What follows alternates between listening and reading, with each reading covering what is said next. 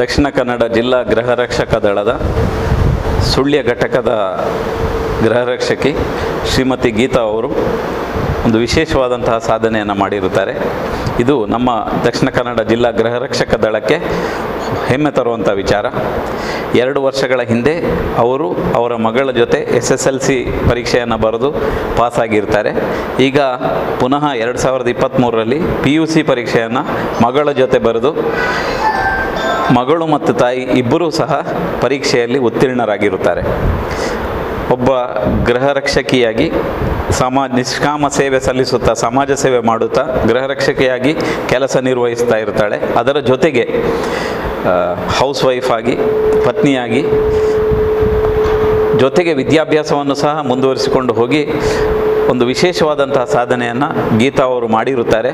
ಇಂತಹ ಗೃಹರಕ್ಷಕಿಯರು ನಮ್ಮ ಇಲಾಖೆಯ ಗೌರವವನ್ನು ಹೆಚ್ಚಿಸಿರುತ್ತಾರೆ.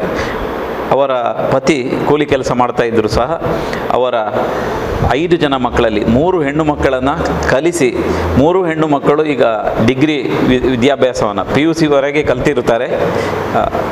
ಒಬ್ಬಳು ಈಗ ಡಿಗ್ರಿ ಕಲಿತಾ ಇದ್ದಾಳೆ. ಇನ್ನೂ 2 ಗಂಡು ಮಕ್ಕಳು 8 ಮತ್ತು 9ನೇ ತರಗತಿಯಲ್ಲಿ ಕಲಿತಾ ಇದ್ದಾಳೆ.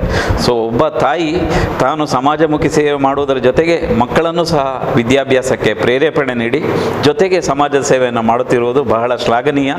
ನಮ್ಮ ಗೃಹರಕ್ಷಕಿ ಅವಳೊಬ್ಬಳು ರೋಲ್ ಮಾಡೆಲ್ ಗೃಹರಕ್ಷಕಿ ಅಂತ ಹೇಳಲಿಕ್ಕೆ ನಾನು ಹೆಮ್ಮೆ ಪಡ್ತೇನೆ. ಅವಳ ಸಾಧನೆಯಿಂದ ನಮ್ಮ ಇಲಾಖೆಗೆ ಹೆಚ್ಚಿನ ಹೆಮ್ಮೆ ಆಗಿದೆ, ಗೌರವ ಹೆಚ್ಚಿದೆ. ಇವರನ್ನು ನೋಡಿಕೊಂಡು ಬೇರೆ ಎಲ್ಲ ಹೆಣ್ಣು ಮಕ್ಕಳು ಸಹ ಈ ರೀತಿ ವಿದ್ಯಾಭ್ಯಾಸದಲ್ಲಿ ಮುಂದೆ ಬರಬೇಕು ಮತ್ತು ಸಮಾಜಮುಖಿ ಚಟುವಟಿಕೆಗಳಲ್ಲಿ ತೊಡಗಿಸಿಕೊಳ್ಳಬೇಕು. ಜೈ ಹಿಂದ್. ನಾ ಎಕ್ಸಾಮ್ PUC ಪಾಸ್ ಮಾಡಬೇಕಂತಲೇ ಮೊದಲೇ ನನಗೆ ಒಂದು ಆಸೆ ಇತ್ತು. ಅಂದರೆ SLC ಪಾಸ್ ಆಗದೆ PUC ಹೋಗ್ಲಿಕ್ಕೆ ಆಗೋದಿಲ್ಲ ಅಂತ ಹೇಳಿದರು. ಅದಕ್ಕೋಸ್ಕರ ನಾನು SLC ಪಾಸ್ ಮಾಡಿ ಆಮೇಲೆ PUC ಎಕ್ಸಾಮ್ ಬರೆದೆ. ಅದರಲ್ಲಿ ಪಾಸ್ ಆದೆ. ಅದು ನನ್ನ ಮಕ್ಕಳೆಲ್ಲ ಹೇಳಿಕೊಡ್ತಿದ್ರು. ಅವರೊಟ್ಟಿಗೆ ಕೇಳಿ ಎಲ್ಲ ಇಂಪಾರ್ಟೆಂಟ್ ಕ್ವಶ್ಚನ್ ಎಲ್ಲ ಕೇಳ್ತಿದ್ದೆ. ಅದನ್ನೇ ನಾನು ಬಾಯ್ಪಾಠ ಮಾಡಿ ಎಕ್ಸಾಮ್ ಬರೆದು ಹಾಗೆ ನನಗೀಗ ಸನ್ಮಾನ ಮಾಡಿದಂಥ ನಮ್ಮ ಕಮ್ಯುನೆಂಟ್ ಆಫೀಸರ್ ಮುರಳಿ ಚುಂತರ್ ಅವರಿಗೂ ನಾನು ಧನ್ಯವಾದವನ್ನು ಹೇಳ್ತೇನೆ. ಆಮೇಲೆ ಡೆಪ್ಟಿ ಸರ್ ರಮೇಶ್ ಸರ್ ಅವರಿಗೂ ನಾನು ಧನ್ಯವಾದ ಹೇಳ್ತೇನೆ. ಎಲ್ಲರೂ ನಮ್ಮ ಗೃಹರಕ್ಷಾ ಆಫೀಸಿನ ಎಲ್ಲ ಸಿಬ್ಬಂದಿ ವರ್ಗದವರಿಗೂ ನಾನು ಧನ್ಯವಾದ ಹೇಳ್ತೇನೆ.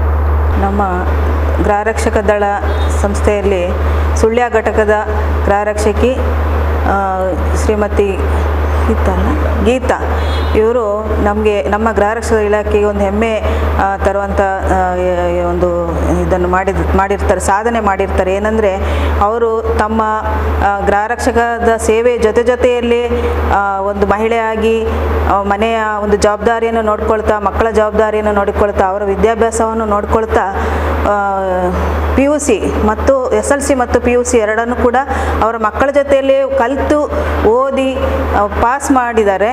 ಅದು ನಮಗೆ ಇಷ್ಟು ವಯಸ್ಸಿನ ಇದರಲ್ಲಿ ಅವರು ನಂತರದಲ್ಲಿ ಅದನ್ನು ಓದಿ ಪಾಸ್ ಮಾಡಿ ಒಂದು ವಿದ್ಯಾಭ್ಯಾಸ ಮಾಡಬೇಕು ಅನ್ನೋ ಅವರ ಒಂದು ಏನು ಕಲಿಬೇಕು, ನಾನು ಓದಬೇಕು ಅನ್ನೋ ಒಂದು ಇದು ಎಲ್ಲರಿಗೂ ಮಾದರಿಯಾಗಿದೆ. ಹಾಗಾಗಿ ಮಹಿಳೆಯರು ಇದನ್ನು ಯಾವಾಗಲೂ ಮನೆ ಕೆಲಸಕ್ಕೆ ಸೀಮಿತ ಆಗಿ ಅದರಲ್ಲೇ ಇರಬೇಕು, ಅದರಲ್ಲೇ ಇರ್ತಾರೆ ಹೆಚ್ಚಿನ ಕೆಲವರೆಲ್ಲ. ಆದರೆ ಇವರು ಆ ಥರ ಅಲ್ಲ. ನಾವು ಎಲ್ಲ ಸೇವೆ ಮಾಡ್ಕೊಳ್ಳೋದ್ರ ಜೊತೆಗೆ ಇಲಾಖೆಯ ಸೇವೆಯನ್ನು ಮಾಡೋದ್ರ ಜೊತೆಗೆ ವಿದ್ಯಾಭ್ಯಾಸ ಕಲಿತು ಅವರು ಒಂದು ಮುಂದೆ ಬಂದಿದ್ದಾರೆ ಅನ್ನೋದು ನಮಗೆ ಹೆಮ್ಮೆಯ ವಿಷಯ.